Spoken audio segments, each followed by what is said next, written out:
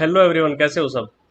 काफ़ी बच्चों को पता होगा कि लास्ट ईयर मैंने एसएससी किरण चैप्टर वाइज 9500 प्लस के काफ़ी सारे चैप्टर्स को सोल्व करवाया था। ये थे आपके percentage, CI, SI, average, profit and loss, discount, mixture alligation, ratio and proportion, time and work, pipe and cistern और टाइम एंड डिस्टेंस। तो उस टाइम क्या था, एक एक चैप्टर की काफ़ी काफ़ी सारी छोटी छोटी वीडियोस बनी थी।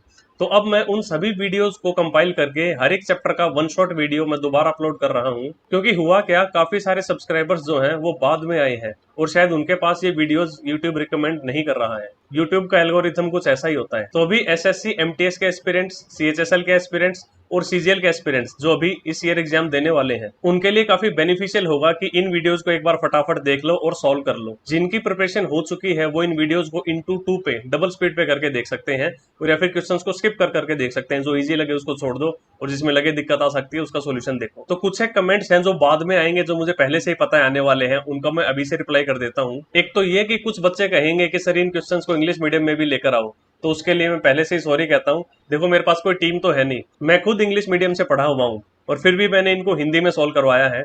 मैं आपको बताता हूँ एक वीडियो बनाने का मेरा प्रोसीजर क्या होता था। पहले मैंने हिंदी की एसएससी किरण चैप्टर वाइज जो 95+100 वो खरीदी।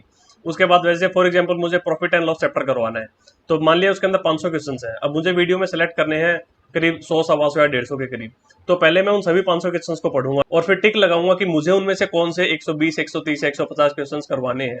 फिर जिन जिन के मैंने टिक लगाया है उनकी मैं फोटो खींचूंगा, फिर वो फोटो खींच के लैपटॉप में डालता हूँ, फिर लैपटॉप में उसको मैं क्रॉप करता हूँ, फिर पावर पॉइंट के अंदर जाके उस क्रॉप की हुई फोटो को एडजस्ट करता हूँ।